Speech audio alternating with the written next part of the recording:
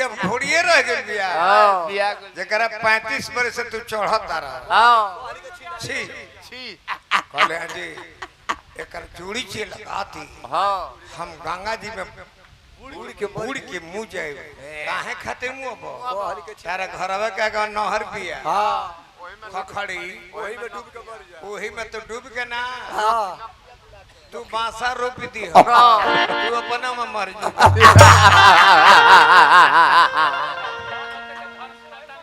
कहते धन होके तो धर्म खाता में बिगो सब है ये सुअरी के लेढ़ा पर मत बिगो काहे धर्म खाता हवे अगर सुअरी के लेढ़ा कामे आवत हुई तो करो पर बिगाई हां जी छतवा लागो चुटकीला कल बड़े तीनों ला जीवो कल परमा के घरे कहन जे कौन ही गवाओ तो पाला बिक दिले कि कोरोना से बीमार हो गए तब हाई देखिए प्यास के ए तरीके जा है बगली भर भर गल सर है दल भाई हमरा चुंडा बाबा के माध्यम से पुरस्कार आई ना ना ठीक बा धन्यवाद ओहो जाता हर जवाब नहीं खे जा जा ए पिंकी छाता किनने वाला कल है हां इहो गइले अपन ससुरारी हां इनकर ससुरारी पटना जिला में हां पूछलो गांव का नाम का है करवा बकरी नाना दुल्हिनगंज ओकर आगावा तो सोचले कि ससुरारी जाता नहीं हित नाता आइल हो का जाने खाटी माची के दुख हो चलो एगो फोल्डिंग खाटे किन लेबे तो किन ले रहिए में लग जब चलल कपार पर हां ब्यासों के तक सरहा लोग ज्यादा जाने ला हां जी ब्यास जी जी जी प्रणाम प्रणाम प्रणाम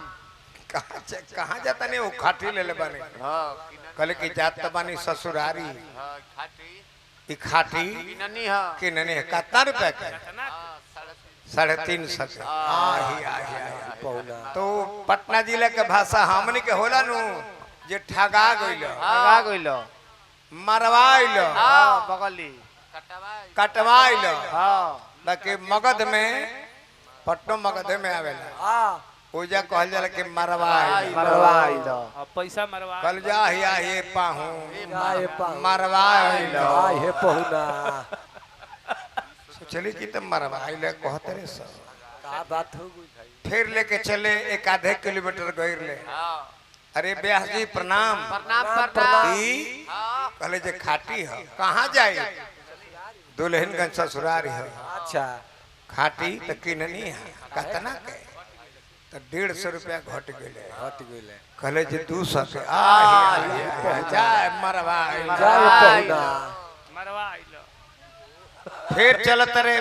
आधा किलोमीटर अच्छा फिर एगो भेटारी अरे ब्यास जी प्रणाम प्रणाम कहाँ जाता नहीं ससुरारी कहाँ दुल्हनगंज खाटी किननी है और रुपया के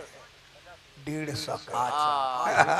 जा आए पहुना मरवाई जा पहुना अब ससुरारी के दुआरी पर जब गए तब जानते बड़ पाहुन लोग के डायरेक्ट संबंध घर से होला न जनाने की तरह से हां ओमे ढुकल है सरहजियो रहे हां आ सलियो रहे हां एंकर सरवो रहे ढुकत कहे जे कले पाहुन गोड़ लगता नहीं आए पहुन ये खाटी किननी है 100 रुपया के कहले कि 60 रुपया के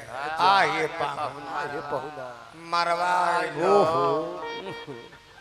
का कोइलो ये दादा सरवा कल जे पाहुन ए पाहू पहले तो तू भूइयो मरवा लेता ला अब तू खाटियो किन किन मरवा काहे अब ढेला गड़ता अब हमरा बुझा गई कि तार केहुन जन बिया तो ना ठेहुन काचा हो गइल बा तू खाटी पर खेला करता रह